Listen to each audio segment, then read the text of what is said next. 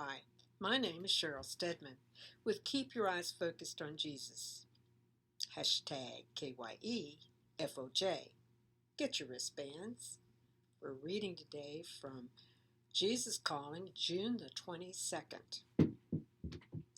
Thank me for the very things that are troubling you. You are on the brink of rebellion, precariously close to shaking your fist in my face. You are tempted to indulge in just a little complaining about my treatment of you. But once you step over that line, torrents of rage and self-pity can sweep you away. The best protection against this indulgence is thanksgiving. It is impossible to thank me and curse me at the same time. Thanking me for trials will feel awkward and contrived at first, but if you persist, your thankful words prayed in faith will eventually make a difference in your heart. Thankfulness awakens you to my presence, which overshadows all of your problems.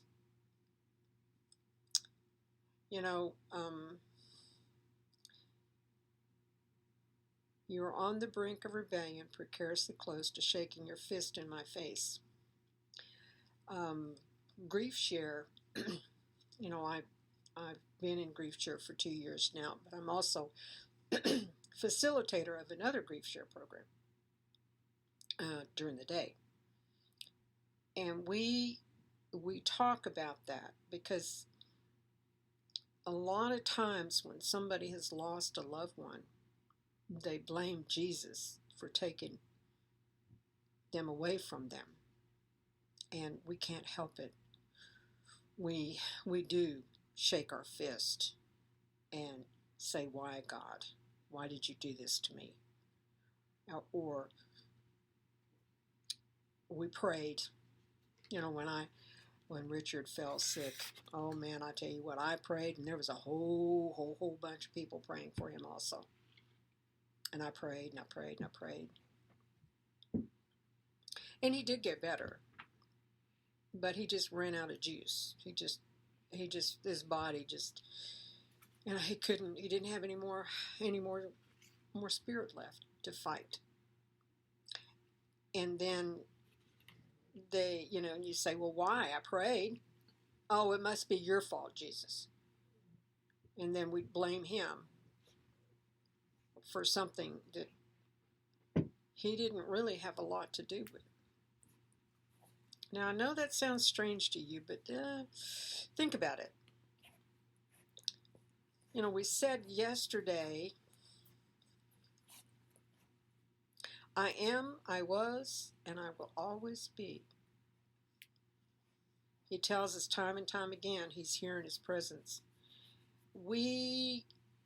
Even though we think we can, we can't control a loved one's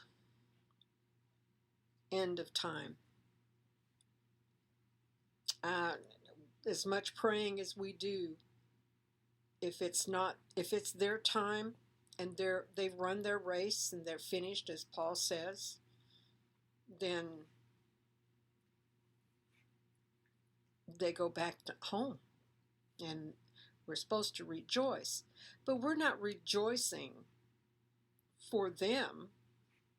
We're shaking our fist at it because of us, because you took something away from us. Well, he didn't do that. He didn't take anything away. What about if you've lost your home through a flood or a hurricane or some national disaster, or you lost your job? Loss is loss is loss. And we tend to shake our fist at Jesus and say, "Why did you do that?"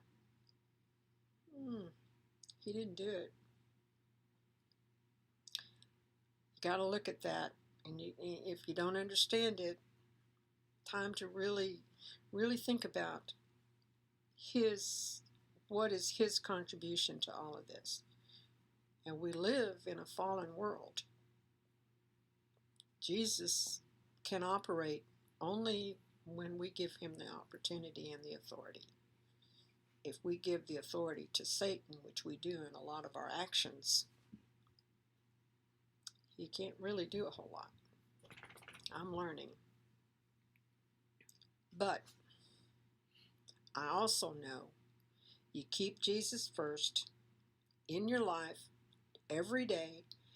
You keep focusing on Jesus. You keep taking your Jesus breaks. And He's going to teach you. He's going to train you to know Him more and more every day. And boy, I tell you, that is the answer. And that's where the peace and the joy comes from. You're going to have a great day today. I know you are. Let me hear from you. Bye for now.